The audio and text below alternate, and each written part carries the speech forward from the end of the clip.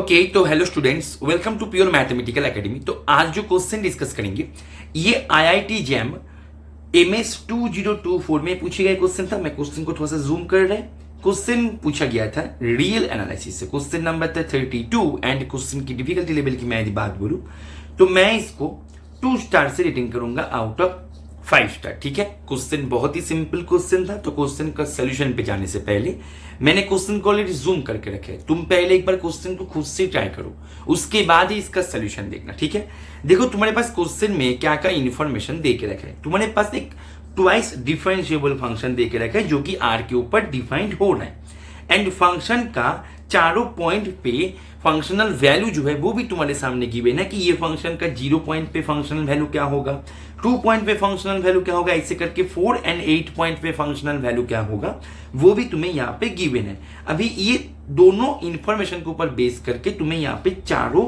Statement को check करना है कि ये चारों स्टेटमेंट में से कौन सा स्टेटमेंट करेक्ट है।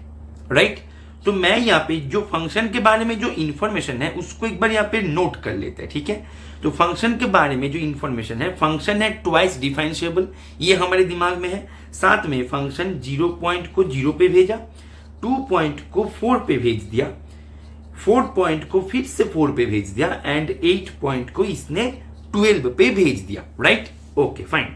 अभी तुम ध्यान दो, ऑप्शन ए तुम्हें क्या बता रहा है। ऑप्शन ए बोल रहा है कि 0 to क्लोज इंटरवल के अंदर जितने सारे एक्स है, मतलब कंप्लीट 0 to में इसका जो डेरिवेटिव है, ये जो फंक्शन तो ट्वाइस डिफरेंशिएबल है, तो यहाँ पे फर्स्ट डेरिवेटिव की बात किया जा रहा है। इसका डेरिवेटिव का value always less than equals to 1 होगा। यही बात तुम्हारे यहाँ पे ऑप्शन बी बोल रहा है कि नहीं, 0 to के अंदर एक ऐसे मतलब फॉर सम x1 मिल जाएगा जिसके कारण ये डेरिवेटिव का जो वैल्यू है ये ग्रेटर देन 1 होगा। अभी देखते हैं क्या होता है क्या नहीं होता है। राइट, अच्छा तो देखो फंक्शन ट्वाइस डिफरेंशिएबल है, फंक्शन कंटिन्यूअस भी है, तो हम यहाँ पे Lagrange mean value theorem apply कर सकते हैं। तो भाई applying Lagrange mean value theorem on, हमने यहाँ पे 0 से 2 ये क्लोज इंटरवल के अंदर हम यहाँ पे इसको अप्लाई करेंगे। ठीक है, तो इसके अंदर हम इसको अप्लाई करें ये इंटरवल में, तो हमारे पास भाई applying Lagrange mean value theorem, वहां पे there exist a x1 belongs to 0 to for which f of 2 minus f of 0 upon 2 minus 0 equals to f dash x1 हो जाएगा।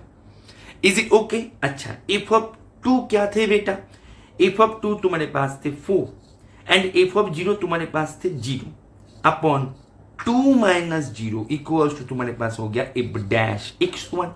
दैट मीन्स तुम्हारे पास f dash x1 ये तुम्हारे पास मिल गया 4/2, या फिर तुम इसको सिंपली 2 लिख दो एंड ये जो है ये है ग्रेटर देन 1। लेकिन ऑप्शन ए क्या बता रहा है?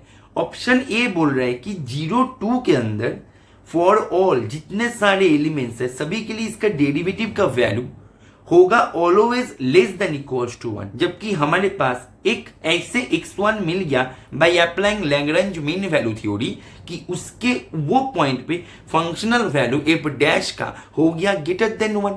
दैट मीन्स ऑप्शन ए जो है, ऑप्शन ए यहाँ पे गलत है लेकिन ऑप्शन बी यहाँ पे सही है। ऑप्शन बी तो यही बता रहे थे। Right, okay fine. तो अभी हम ऑप्शन सी को लेके चर्चा करते हैं। ऑप्शन सी में इंटरवल क्या है? हमारे इंटरवल है 4 से 8। ठीक है, ओके फाइन। तो हम यहाँ पे क्या करेंगे, 4 से 8 के ऊपर हम फिर से लैग्रांज मीन वैल्यू थ्योरी को अप्लाई करेंगे ऑन ऑप्शन सी में 4 से 8। इस इंटरवल में हम Lagrange mean value theory apply करेंगे। बाय अप्लाइंग दैट थ्योरी हमारे पास वहां पे x2 मिल जाएगा जो कि बिलोंग करे 4 से 8 के अंदर, for which f of 8 minus f of 4 upon 8 minus 4 ये हो जाएगा f डैश x2 के बराबर। यहां तक क्लियर है सबको? Okay fine. अभी f ऑफ 8 का वैल्यू क्या था वो एक बार चेक कर लेना है हमें। f ऑफ 8 का वैल्यू था 12। ओके गुड, तो f ऑफ 8 का वैल्यू है 12। मैं दूसरे इंक से करेंगे तो ज्यादा बेहतर होगा, 12 एंड f ऑफ 4 का वैल्यू है 4। राइट, तो यहाँ पे 12 माइनस 4 अपॉन 8 माइनस 4 ये तुम्हारे पास हो गया F dash x2. Is it okay? That means what you have F dash x2 equals to 12 minus 4 8 minus 4 4. तो तुम्हारे पास ये यहाँ पे 2 जो कि ग्रेटर देन 1. तो तुम्हारे पास यहाँ पे 4 से 8 के अंदर एक x2 मिल ही गया, जिसके कारण डेरिवेटिव का value at that point x2 क्या हो गया? ग्रेटर देन 1 हो गया. और ऑप्शन सी देखो यही बता रहा है कि वहां पे फॉर सम x2 मिल जाएगा, जिसके कारण इसका वैल्यू है ग्रेटर देन 1. और हाँ, ये तो मिल ही रहा है bye applying Lagrange mean value theory. तो ये जो है ये भी हमारे सही हो गया. अभी बात करते हैं ऑप्शन डी को लेकर. लेकिन ऑप्शन डी में तुम ध्यान दो, अभी तक हमने जो काम कर रहे थे, ऑप्शन ए बोलो, ऑप्शन बी बोलो या ऑप्शन सी बोलो, सभी में हम एक सिंगल डेरिवेटिव को लेकर काम कर रहे थे. लेकिन ऑप्शन डी बोल रहे कि डबल डेरिवेटिव के बारे में इसका बोल रहा है कि 0 से लेके 8 जो है 8, 0 से लेके 8 के अंदर फॉर सम x3 तुम्हें मिल जाएगा, जो x3 के कारण इसका जो डबल डेरिवेटिव वाला जो फंक्शन है उसका वैल्यू हो जाए 0 के बराबर. क्या ऐसे x3 मिलना पॉसिबल है?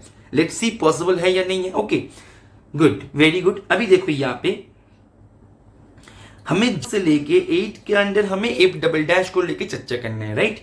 अच्छा, एक बात बताओ, तुमने यहाँ पे अभी तुम्हारे पास या से x1 जो हमने अभी किया ना, तुम ध्यान दो इसको, तुम्हारे पास 0 से लेके 2 के बीच में एक x1 मिल गया था, जिसके कारण एफ डैश x1 मिल गया था 2, राइट?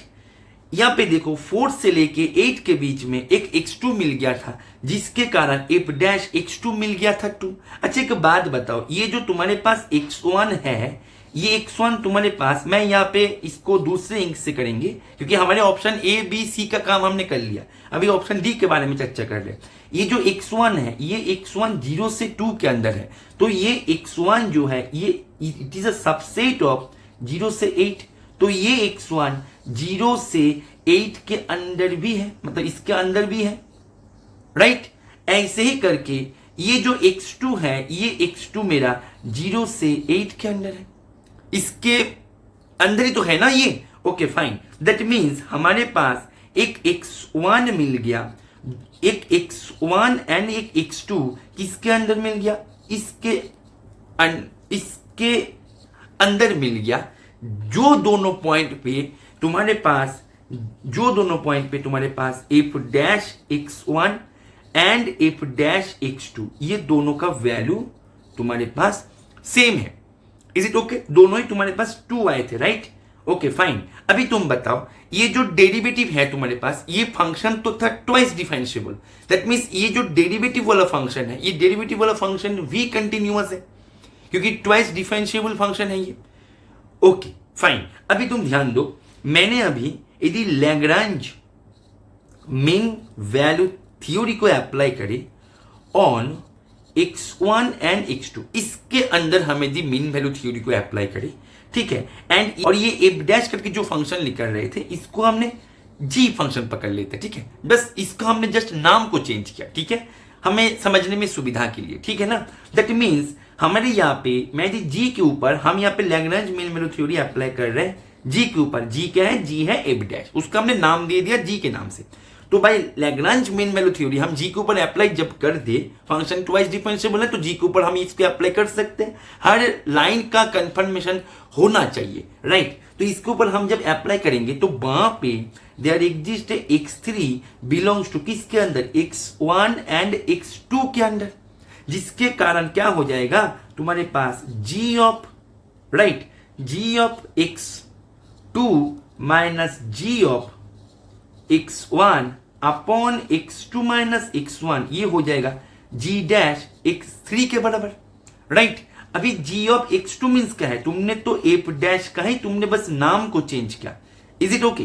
तो ये है f dash x1 upon x2 minus x1 equals to g dash क्या हो जाएगा बेटा? f double dash, right? तो f double dash x3. Is it okay और नॉट? क्लियर है? अच्छे के बाद बताओ, F dash x1 and F dash x2 दोनों का वैल्यू सेम था ना? दोनों का वैल्यू सेम था. दैट मीन्स ये यहाँ पे ये भी 2 है, ये भी 2 है, 2 माइनस 2 होता है 0। दैट मीन्स तुम्हारे पास F double dash x3 equals to 0 मिल गया। और ये x3 कहाँ पे था? ये x3 बिलोंग कर रहा है x1 x2 के अंदर, एंड ये x1 x2 जो है ये बिलोंग कर रहा है तुम्हारे पास 08 के अंदर। That means there exist x3 belongs to 08 for which if double dash x3 equals to 0 बन गया।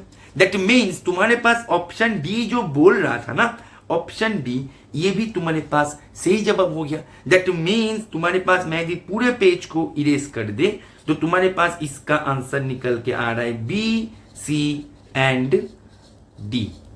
ठीक है, तो मैं आशा करेंगे ये सोल्यूशन तुम्हें समझ में आ गया होगा, और तुम जो भी एग्जाम्स के लिए तैयारी कर रहे हो, तुम यदि ऐसे ही कॉन्सेप्ट्स को सीख के तुम्हारे प्रिपरेशन के प्रॉपर गाइडेंस में रह के अपने प्रिपरेशन को एक सिस्टमेटिक ट्रैक में बदलना चाहते हो ताकि क्वेश्चंस को इंडिपेंडेंटली तुम उसका सामना कर पाओ, तो तुम हमारे रेगुलर बैचेस में ज्वाइन कर सकते हो, रेगुलर क्लासरूम में तुम ज्वाइन कर सकते हो। उसके लिए तुम्हें इस नंबर पे कॉल करके उसके बारे में तुम्हें जानकारी ले लेना है। और तुम यदि तुम्हारे प्रिपरेशन को एक हाई क्वालिटी टेस्ट सीरीज के माध्यम से आगे लेके जाना चाहते हो, एक ऐसे टेस्ट सीरीज जो कि कोई भी प्रीवियस ईयर क्वेश्चन को कंटेन नहीं करता है, तो तुम हमारे टेस्ट सीरीज बैचेस में भी ज्वाइन कर सकते हो। वो सेपरेटली आता है, उसके लिए भी तुम्हें इसी नंबर पे ही कॉल कर लेना है या फिर व्हाट्सअप कर देना है। ठीक है, और हमारे टेस्ट सीरीज में कोई भी प्रीवियस ईयर क्वेश्चन दिखने को नहीं मिलेगा। जो भी क्वेश्चंस मिलेगा एकदम high quality and completely new questions तुम्हें दिखने को मिलेगा। तो वो टेस्ट सीरीज में भी ज्वाइन करके तुम तुम्हारे प्रिपरेशन को काफी सारे बूस्ट दे सकते हो। ओके, चलो पढ़ते रहो।